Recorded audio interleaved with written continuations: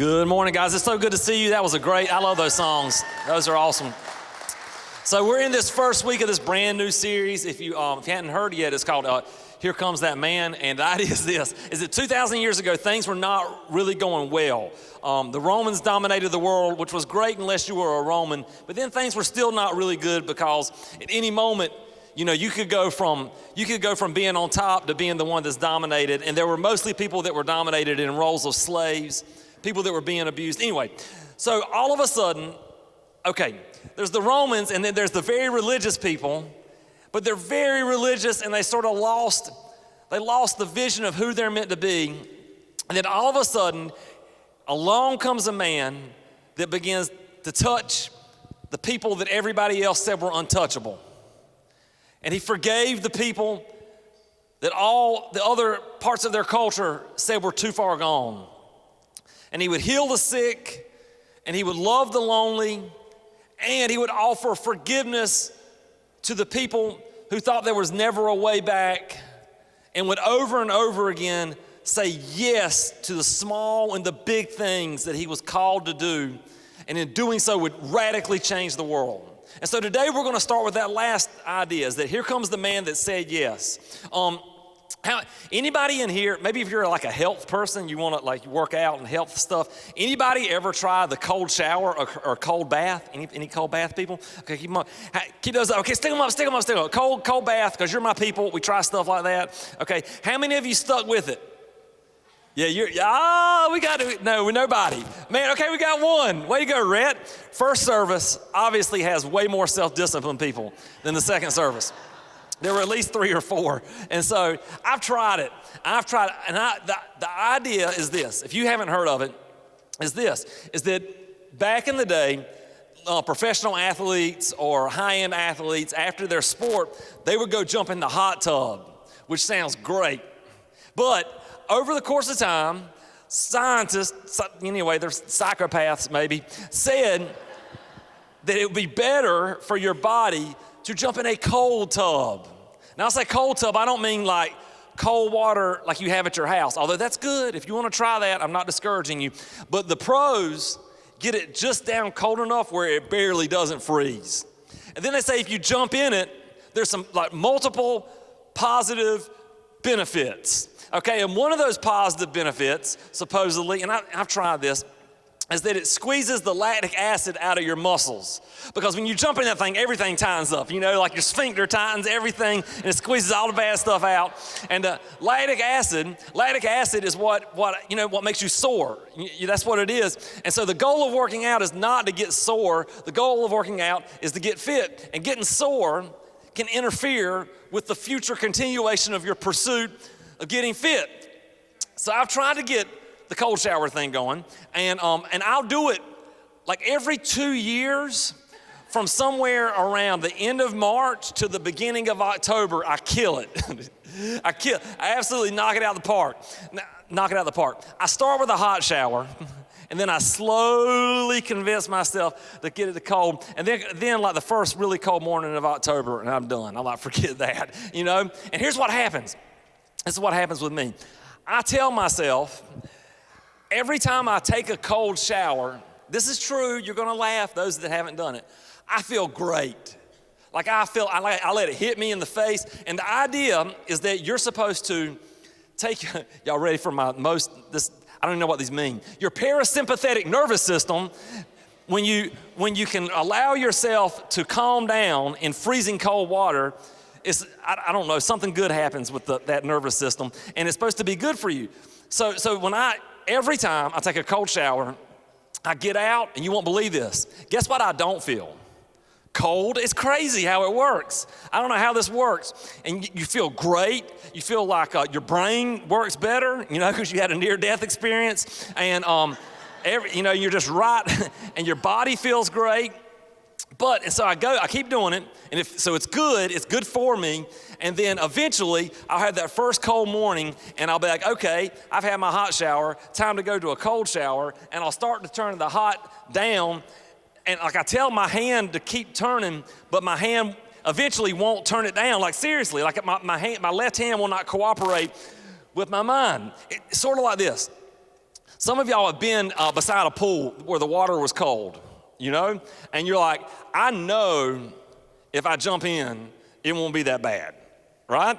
Because there's some of you are like your pool, you step into pools, which is crazy unless it's like lukewarm. That's not the way to get in the pool. The way to get in the pool is to jump in the pool, because then it's not bad. But then when you get around a cold pool, maybe if you've ever been to the beach during spring break, you're like, I'm at the beach, I'm 18 years old, I'm getting in the ocean. But the only way to do it, there's only one way to get in the ocean during spring break. Run. You better run into the ocean. And seriously, right? You gotta run. If you walk into the ocean, you're never gonna make it past toes deep. Like, you'll stop right here. In fact, I'm just speaking from personal experience, and this will apply eventually, maybe, hopefully. Have you ever been by a pool when you knew the water was cold and you told yourself to jump, and when you went to jump, it was like, nope, I'm not, it's like, skirt, you put your legs, I don't know if that's happened. That's happened to me, won't cooperate. And I've done it before, and I've even said, okay, I'm gonna have a countdown, like this is Port Canaveral, and we're about to launch a spaceship, and I'm gonna be like, 3, 2, 1, let's do it again, okay? And a 3, 2. I didn't mention this in the first service. There's these boxes back here behind the curtains. You can't see them, so I don't know why I told you that. But there's these boxes, they're called, you jump on them, and they're exercise boxes. And there's, ideally you get higher and higher. And so I'm 42 years old. Mine, it's like a loaf of bread high now. I'm trying to still keep my little vertical, but I remember I had a vertical goal jump just like 5 years ago, and I moved up to the highest box I could get. And I remember standing in front of that box, and I was pretty sure I can make it. And I told myself to jump, like I really wanted to jump, because what's the worst that's gonna happen? Like you messed your shins up or something. Guys, I couldn't do it. Like I legitimately could not do it. So here's the application. We all know from time to time things that we need to do, things that we should do, things that if we do them when we're done, we'll be glad we did them, things that will make our lives better, things that will make the lives of the people around us better. And we even tell ourselves to jump. But many times we stand on the edge of the pool and never make the big decision that we know we need to make. And then we'll be surveyed someday, because they survey people that are blessed in years. I'm trying to not use the word old. People that have much life experience, and they seasoned. And they say, what's your greatest regret? And it's usually not the things that they did that they wish they wouldn't have done, although that's real. If you make the big mistake, maybe that's it. Anyway, forget that. That's another Sunday. But the vast majority of the time, the answer that those people give is this. It's not the things that I did that I wish I wouldn't have done. It's the things that I knew I should have done that I never did do that I regret the most. Wouldn't it be great if we were the people that didn't do that? Wouldn't it be amazing if we were the people that starting today, imperfectly, because nobody will do it perfect, but to the best of our ability, if we were the kind of people, if we were the kind of messed up, imperfect, hodgepodge family that had a few things in common, that love was gonna be our driving ethic, and then when we know there's something we need to do, we close our eyes and jump. That would be awesome. That would be a great way to live our lives. And so today, if you want to do that, that's what we're gonna talk about. And we're gonna explore that idea. Okay, I'm with you in exploring this, and we're gonna try to feel our way through a story that involves Jesus, because all 6 of these weeks are about the life of Jesus, culminating with Easter. Pause, commercial. Easter's coming in 6 weeks. We're gonna have if you have friends that are, they're hard asks, you know what I mean? You ask them and they say no, start asking now so they can get all 3 of their no's out of the way, and you can ask them the 4th time. Like seriously, you come with me on Easter? No, I'm busy. You come with me on Easter? I don't think I can. You come with me on Easter? The 4th time, yeah, and so then you need to start asking them. We're gonna have an 8 o'clock, 9:30 and 11 o'clock service on Easter, and we'll add some chairs in here for those, because we're gonna have a ton of people come. And Easter's gonna be awesome if you're a follower of Jesus. We're gonna celebrate like crazy, but we're also going to try to tell the resurrection story in a way that will impact people who have doubts about Jesus and reservations about putting their faith in him. So don't come Easter and be like, man, I wish I would have asked them to come. I mean, do come Easter, but come Easter and not feel like that, okay? So go ahead. Okay, back to this. So life of Jesus, we're going to look, I think in the book of Matthew, at a story about Jesus. If you got your Bibles, it's Matthew chapter 3.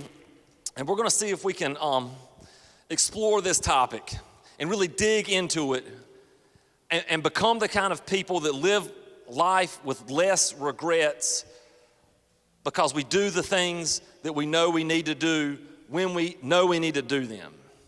That's a worthwhile goal. So let's do that for the next few minutes. Okay. It says in Matthew chapter 3, verse 13, it's telling the story of Jesus' life. It says, then Jesus came from Galilee to the Jordan to be baptized by a guy named John. There's a lot in there, and we can connect some dots here, but something really interesting to know is that there's several passages that tell this story. We may talk more about that in a minute. But when you put them together, the picture becomes clear that Jesus walked 70 miles to be baptized. 70 miles. Like, we can do some quick math on that, okay? A mile is like, I was a math teacher, so don't stress, it's gonna be okay. You ready? A mile's roughly 5,000 feet. That's like 2,500 steps per mile, okay? 2,500 steps per mile times 70 miles. We're just south of 200,000 steps Jesus is gonna have to take. Anybody ever got that on your Fitbit? I bet not, okay? That's a lot of steps. That is a lot of steps, okay? And nobody ever begins a 200,000 step journey unless they are determined to get to the finish line. That would be like, I mean, we don't even drive 70 miles. I bet, okay, let's say there was something in Columbia that was good, which is a perfect setup for you Carolina people. We could knock it out of the park with a joke, but I'm not going to do that. But let's pretend there's something in Columbia. That's about 70 miles. And there's a place called Zesto's. It's like it's in West Columbia. It's a burger place. It's awesome if you love greasy food, okay? And you get you like, man, I could use a Zesto's burger. And so there's very few of us that if you wanted a Zesto's burger this afternoon, you just pick up and drive 70 miles to Columbia in your car that goes 70 miles an hour, more than that probably, on the interstate. Like, we won't even drive that far. Jesus walked 70 miles, 200,000 steps to get to a place where he would be baptized by a guy named John. A little background on John. You might find this interesting. Have y'all heard of, there was some like revival stuff that made national news. Some of you have heard of that. Now, if you're skeptical, you may have heard that and you may think, man, that's like cultish. And it could be, but I don't think it is. For those of you that are Jesus people, you can get excited maybe because it looks like the idea of a revival is this. God's doing something new and fresh in the lives of people, which he does all the time. That doesn't make headlines, but he appears to be doing it in many people in the same area at once. That's the idea, so it's this movement and people are drawn to it. And something, and again, you might be skeptical because there's emotion involved in that. But God's given us the gift of emotion. It is a gift. Now, it can be abused. If you're ever in a movement and you feel like things are emotional and you're being drawn to something, but the leader makes it about themselves, run away. Get away from that. But that's not what's happening here. John, for you people that grew up in church, this is John the Baptist, okay? John the Baptizer, John the Wild Man, actually, sort of a nickname of his. John came on the scene in the middle of nowhere. He didn't have very good city manners. He's sort of like a country guy, sort of wild. And he comes on the scene, and here's what he says. He says, God is up to something new. I don't know exactly what's happening, but here's what I do know, John would say. I know that God is calling us to not be us like we have been being us. There's a better way to be us. And so why don't you join the movement of the new way to be us, which means turning from the old way of being us. In Christian circles, we call that repenting. And so John would say this, if you want to join the team, you're not going to get a Letterman jacket. If you want to know that you're part of the group that's doing this, you're not going to get a blue check mark on your social media. But if you want to be a part of this, here is how you can identify yourself. Here's how you can join the team. Here's how you can say, I'm in on this. Come down and meet me at the river, and we're going to do an ancient tradition that people have done for years, but now it's going to gain new significance. When you are a part of this, it's almost like an initiation. It's you saying, I'm in on the new way of being us, even if it costs me everything. I'm desperate for new. I'm desperate for new life. I'm desperate for healing in my family and in my culture. And the thing they did was something called baptism. Now, we will do more verses in a row than just one, but one more thought, I think, before we go to the next verse. Something interesting about baptism. Archaeologists have dug up old baptistries from the early Christians, okay? And the way as they looked at that, they've drawn some conclusions. One conclusion is this, is that when they baptized people 2,000 years ago, you know how we baptize people? You either got sprinkled or you did the "Oh brother, where art thou" thing, where my sins have been washed away, and you came up, and if you haven't seen the movie, anyway, okay, but we sprinkle, or you go down and up, and like that, you picture that, right? They didn't quite baptize like that. The way they baptized them was more like the "Oh brother, where art thou," go up and under, okay? But what they did is they actually baptized them face first. Really, they baptized them, it looks like. And the reason they think that is, they saw these baptistries, and you step down into it, and the way it was designed for the person that walked in to go this way. And also they found some old paintings. What do you call them? Anyway, paintings, we'll call it paintings. Okay, so John the Baptist is calling these people not to a religion. Okay, this is important too. We didn't do this in the first service. The Jewish people that went to John the Baptist were not converted to a new religion. They were called to be everything they were meant to be as this family that God had called for a special purpose. It was not a religious conversion. That's the wrong way to think about it. It was a personal commitment to come hell or high water. I want to be a part of what God's doing. Koosh, And so John baptized people. And this became very, it was 2,000 years ago, it became viral. And it became, news about it went widespread. Okay, so Jesus walked 70 miles from Galilee to the Jordan to be baptized, face first, by John. But John tried to deter him, saying, I need to be baptized by you. Which is, again, a reminder that if you are ever caught up in something where the leader is saying it's about them, and they probably won't even say it because they're slicker than that, but where you get the feeling that the leader's saying it's about them, get away, because that's not who John is. And John says, I need to be baptized by you, Jesus, not you by me. I mean, yes, I believe that God's called us to the same mission, because John, one more thought here, John had been saying basically this: something is about to happen. I can feel it in my bones. Y'all have had that experience before probably. Just something's about to break. I can feel it in my bones.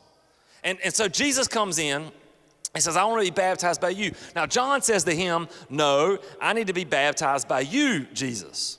And this is strange. In another account of this story, in the Bible, you've got 4 accounts of Jesus' life. Now other places there are bits and pieces, but Matthew, Mark, Luke, and John. And just like if we were all eyewitnesses to the same thing, we would all notice different details and come at it from a slightly different angle. And in some other passages that describe this, it says that John, when he saw Jesus, God highlighted Jesus to him in a way that made it clear that this was the one that was going to lead the revolution. Now, some of you would say that's weird. And we want to be a church for unchurched people. But it's not too weird, because we're not told that God thundered it in the sky and that God said it out loud in the way we think of God saying it out loud in a movie. I bet there are people in this room that when you saw, the first time you saw who is now your husband or wife, I bet there are people in this room that the first time you saw them, you said, I'm going to marry that person. Now maybe not, but it happens. Now, let me ask you this. Is it so far-fetched to believe that God can point out the person that is going to be the Savior of the world if we believe that occasionally God can point out the person who's going to be our partner for life? So maybe John was more attuned. Maybe God spoke to John, how about this? The same way he speaks to us, just John was laser focused. And John's ears were open to hear it. And maybe when we hear those things, we talk ourselves out of it. So anyway, God points out to John, okay, first off, something's about to happen. Go call people to be new. Go call people to shed their old skin. Go call people to drop their old way of life and step into a new way of life. Go call people that were walking this way to walk this way, because I'm about to be something new, but it's not about you. When the one that it's about comes, I'll point him out to you. Jesus walks up in some way, somehow, God highlights Jesus to John. John says the private shouldn't initiate the corporal. Is that right? Private's less than a corporal. Okay. The private shouldn't initiate the corporal should initiate the private. And you're greater than me in this. So why should I baptize you? Okay, so John says, Jesus, why should I baptize you? I need to be baptized by you. And do you come to me? Jesus replied, let it be so now. It is proper for us to do this to fulfill all righteousness. Righteousness is a complicated concept because, it's the idea of right. It's like everything put right, everything in alignment. Occasionally, we have those moments in life where we know we are doing the right thing at the right time, and everything in the world seems right. Those moments are fleeting, unfortunately, but I think most of us have those moments here and there. It's a moment of righteousness in some ways. Now, righteousness, complete righteousness, is something we can't give ourselves. Here's why. If your life was like on a line graph, the part behind you has plenty of crookedness on it, plenty of unrighteousness, doesn't it? And nobody can go back and undo that. So we're like helplessly crooked in our lives.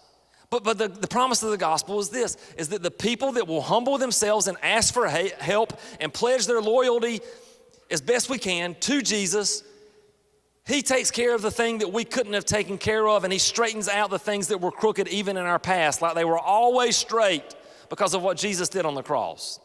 But don't let that give us an excuse to think that we're not called to be righteous now. We are called to be righteous. Maybe a way of thinking of righteousness in the present tense is this. It's in doing the next right thing. It's in doing the thing that we know if everything in us, if our mind and our body and our spirit, if everything was aligned correctly, that's rightness. And so rightness or righteousness is when we do that and we say yes to that. And so Jesus said, basically, this is the next right thing for me to do. If I'm going to be in the lane of rightness, I've got to do the next right thing, and to be baptized is it. And so John says, okay, I guess in that case, we'll do it. And so Jesus, who had walked roughly 200,000 steps to be baptized, takes a few more steps. And he goes from toes in. You want a corny one I thought of this week? Sometimes I think of corny catchphrases because I'm trying to make it memorable. How about Jesus goes from toes in to nose in. He doesn't stop at the edge of the water. He takes listen, some of you have been walking a long journey in your life. Wouldn't it be a shame for you to walk that long journey up to the edge of the water and stop there? Well, let's finish the journey. And so to fulfill righteousness, to do the next right thing, Jesus goes past toes in, and he goes all the way in, and Jesus is dunked face first by John the Baptist. I imagine it WWE style because John was a wild man. Into the mission and the radical revolution that he himself would lead. All right, now I want to think about something for just a second. I bet a lot of us here as followers of Jesus would say, if I said, what's the most important thing that's ever happened in your life? You would say it's when I gave my life to Jesus. Not that we understand all that means. It's complicated, but when you would say, my sins are, my past crookedness is forgiven. My future is not defined by the failures of my past. That the story of self-sacrificial love is the anchor of everything else in my life. And now I have a hope for the future no matter what. And you would say, because Jesus died on the cross for my sins and won the victory over sin and death and walked out of the tomb on the first Easter Sunday morning. Awesome. That's such a big deal that, we should hardly be able to stand it. But let me ask you this. Do you think Jesus would have said yes to the cross if 3 years earlier, this is hard to even think about, but this work with me. Do you think Jesus would have said yes to the cross if he would have said no to baptism? Who knows what 3 years from now, it may be a cross you're called to carry, but what step of obedience you may take that may bless the people in your life and around you in ways that are hard to even comprehend. But wouldn't it be a shame to short circuit God's plan for the next 3 years of your life because you say no to what he's put in front of you today? I'll tell you a short story of mine. Is that I was baptized as a child. Now, I don't even know what I knew or where I was at in my faith. And so I'm not saying that was wrong, because I think all God expects from us is to do what we can with what we understand. That's always good, to do what we can with what we understand. And so I was baptized as a child, but as an adult, I was a deacon in our church, not this church, but in a church, it's before one church. As a deacon in a church, we were riding to see somebody in prison. I was in the back seat because I was definitely junior varsity. I'm still junior varsity, but I was definitely JV in that group of guys that were going to the prison. And so sitting in the back seat, and I heard, and this is strange, I heard the Lord tell me, not out loud, but in the weird way that sometimes you just know stuff. I heard the Lord tell me, you need to be baptized, which was nothing I wanted to hear. And so anyway, I was baptized. I'll tell you the longer version maybe sometime. So I was baptized. Now, since then, let's keep reading for a second. I'll come back to that thought. I was baptized. Okay, so it says, I need to be baptized by you, and you come to me. Verse 15, Jesus replied, let it be so. It's proper for us to do this to fulfill all rightness.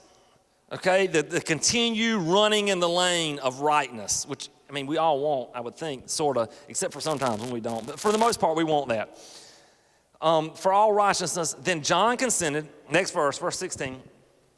As soon as Jesus was baptized, he came up out of the water. At that moment, heaven was opened. Now, here's what I found in my life, and I am a flawed person who has not, just me, I can tell you my story. There have been doors that have been opened in my life.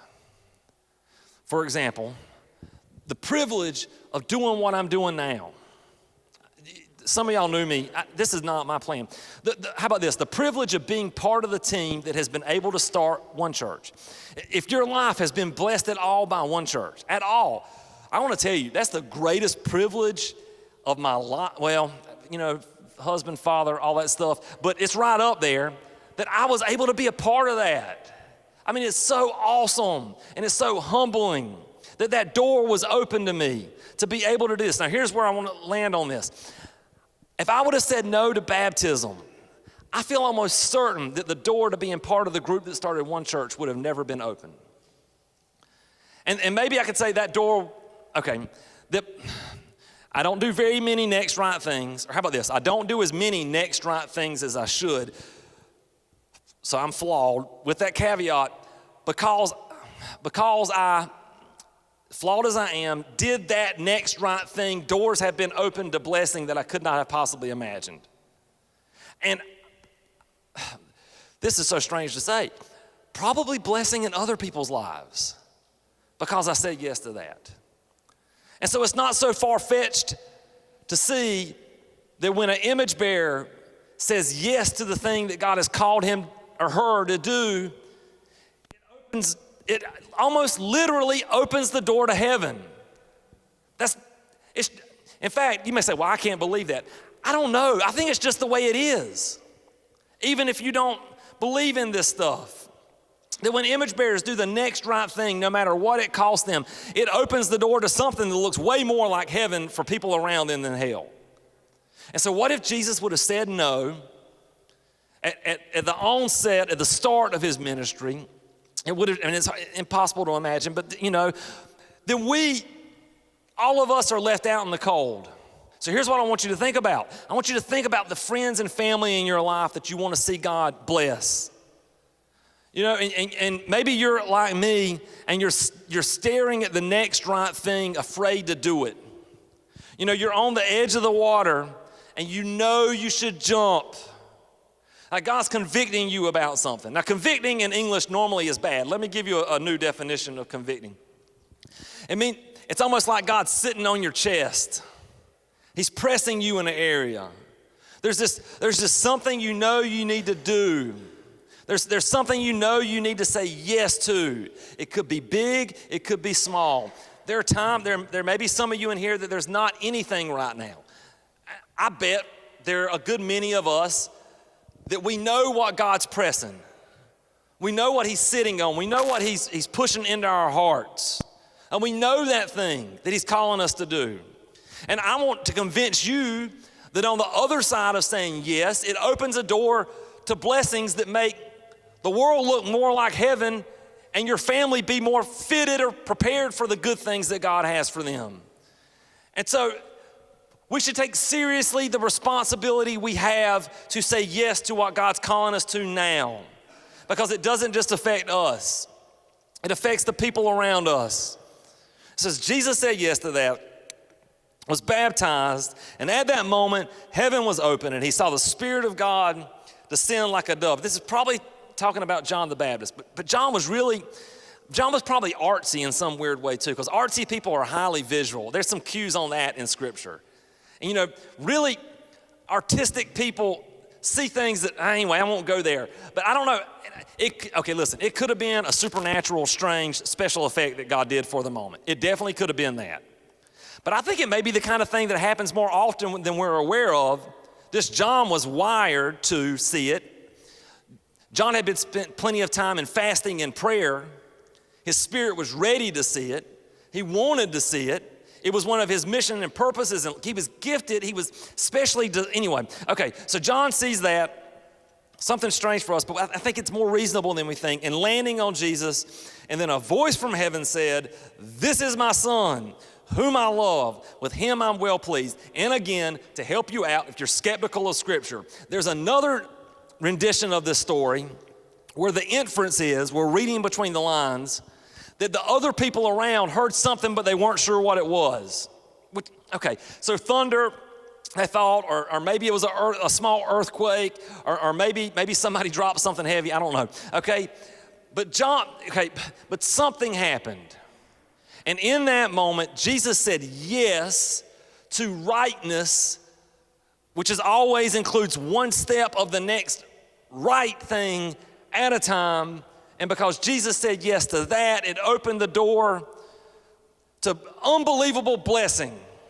And he continued to say yes over and over again. So what I want to do is I want to wrap up today with this, is that if God's calling you to say yes to something, and he's been calling you to say yes to something, like it's time to follow through on that now.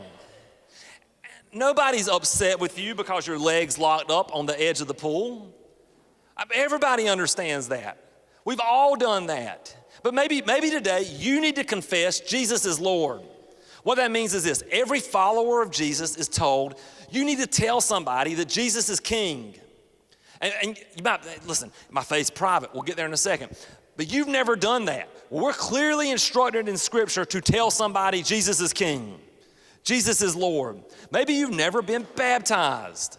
Well, if Jesus was baptized, that seems mundane. That doesn't seem very important. Well, it seemed important enough for a 200,000 step journey for Jesus, where he would be baptized to continue running in the lane of rightness that would open a door of blessing almost unimaginable to us 2,000 years later. So maybe you need to be baptized. Maybe you need to confess some sin. I know that gets weird, but how about this? Couldn't you say, I need help? Can you please pray with me? I need help. I need help. You don't have to say what it is. I mean, if it's something that would require us to call law enforcement, probably don't tell us right now. Okay, later maybe, all right? But just, you can say, I need help. Will you pray with me? You say, well, I can't do that. Yes, you can. We're called to bear one another's burdens. It's a command, not a suggestion.